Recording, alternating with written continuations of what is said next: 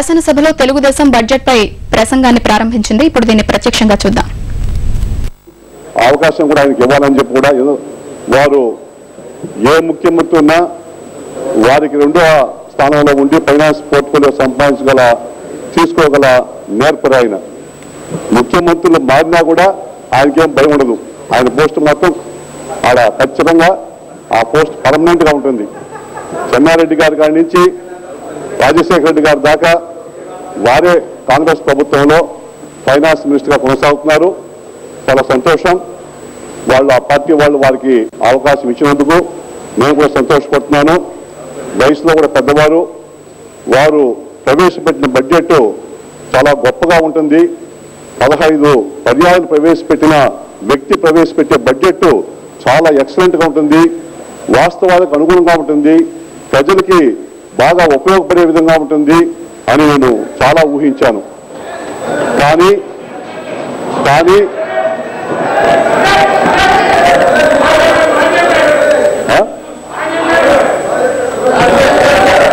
నేను చెప్తాను, ఊహించాను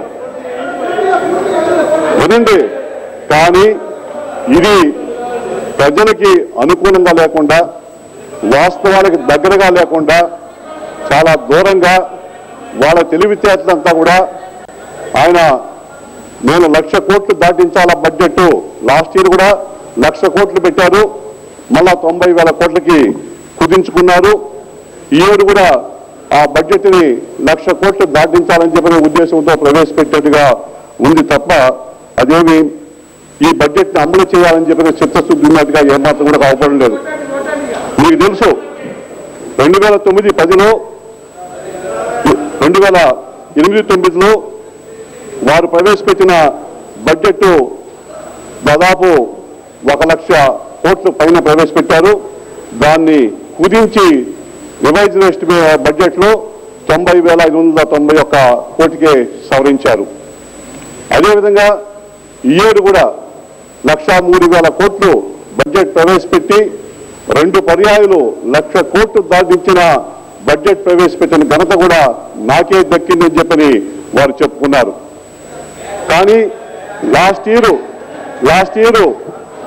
ఇయర్ వాస్తవంగా దాన్ని తగ్గించి 90,000 కోట్లకే ఇంప్లిమెంట్ చేశారు. లాస్ట్ ఇయరే చతికిల పడ్డారు. మీరు రెవెన్యూ కలెక్ట్ చేసుకోలేకుండా, కేంద్ర ప్రభుత్వం నుంచి నిధులు తెచ్చుకోలేకుండా మీరు దాదాపు 10,000 కోట్ల పైనే ఆ బడ్జెట్లో కోత విధించినట్టు మీరు ఇచ్చినట్టే ఉంది. రెండవది ఆయన రికార్డు, ఈ రెండిట్లో ఆయన రికార్డు సాధించారు. 15 పర్యాలు బడ్జెట్ ప్రవేశపెట్టడం, రెండవది 1,00,000 కోట్లు దాటిన బడ్జెట్ ప్రవేశపెట్టడం. ఆయనకి ఇంకొక ఘనత కూడా ఉంది.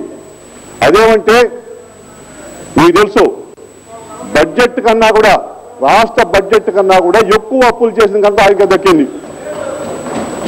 90,000 కోట్లు బడ్జెట్ ఉంటే 92,000 కోట్లు లాస్ట్ ఇయర్ అప్పులు చేశారు. 92,000 కోట్లు అంటే బడ్జెట్ కన్నా కూడా 1.73% ఎక్కువ అప్పులు చేశారు. మొత్తం కలిసి అండి ఆయన 5 సంవత్సరాలు తెలుసు నాకు. ముద్దుకృష్ణనాయుడు గారు ఇక్కడ చూడండి, వాళ్ళని చూడొద్దండి. అదేవిధంగా 2009-10లో కూడా మీకు 1,03,00,000 రూపాయలు బడ్జెట్ ప్రవేశపెట్టారు. అప్పులు చూస్తే 1,10,10,92 కోట్లు అంటే బడ్జెట్ కన్నా కూడా 6.35 కోట్లు అదనంగా ఆయన అప్పులు చేస్తున్నాడు.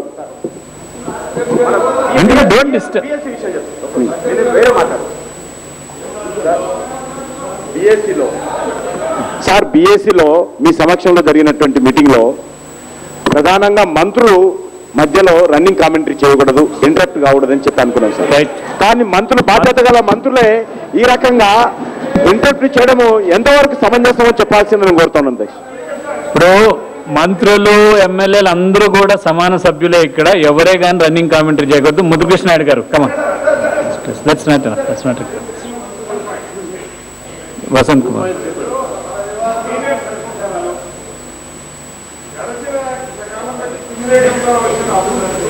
హౌస్ మిస్లీడ్ చేస్తూ వదిలేండి. క్యూములేటివ్ గా వచ్చిన అప్పుడే ఈ రోజు ఈ బడ్జెట్ లో అప్పు కింద చూపిస్తానికి అని చెప్పి వారు ప్రయత్నం చేస్తూ ఉంటే అది తప్పని చెప్పడాన్ని కూడా వేలెత్తి చూపుతున్నారంటే ఎంతవరకు సమంజసం సార్? సరే, దయచేసి మీరే కాన్సన్ట్రేట్ ఆన్ సబ్జెక్ట్ అండి. ఇది ఈ ప్రభుత్వం చేసిన మొత్తం అప్పుని చెప్పడం లేదు. తెలుగుదేశం ప్రభుత్వం అధికారాన్ని కోల్పోయినప్పుడు ఎంత అప్పు ఉందంటే 58,770 కోట్లు ఉంది.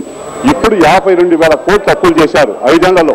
ఇది వినండి, ఇది వచ్చి స్వాతంత్రం వచ్చినప్పుడు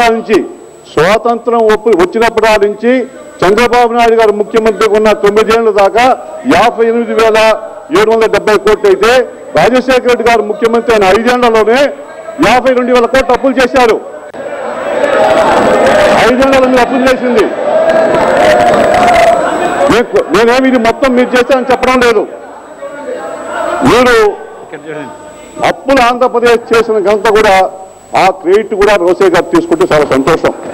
ఆయన చేసిన రెండు గొప్ప కార్యాలు చేశారు. ఒకటేమో 15 పర్యాలు బడ్జెట్ ప్రవేశపెట్టడం, 1,00,000 కోట్ల కన్నా మించిన బడ్జెట్ 2 పర్యాలు ప్రవేశపెట్టడంలో ఆయన ఘనకార్యం చేశాడు. చాలా గొప్ప పని చేశారని మేము అభినందించాం. కానీ పై బడ్జెట్ కన్నా కూడా ఎక్కువ అప్పులు చేయడం ఎక్కడా లేదు, ఏ రాష్ట్రంలో లేదు. ఈ రాష్ట్రంలోనే బడ్జెట్ కన్నా ఎక్కువ అప్పులు గత సంవత్సరం కానీ ఈ సంవత్సరం కానీ వారు పెట్టారని చెప్పి కూడా ఈ సభాముఖంగా మీకు అంతా తెలియజేస్తున్నాను.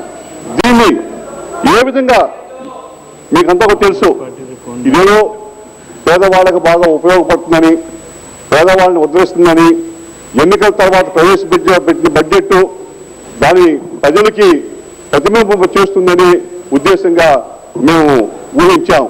కానీ దానికి విరుద్ధంగా ఈ బడ్జెట్ని ప్రవేశపెట్టడం జరిగింది.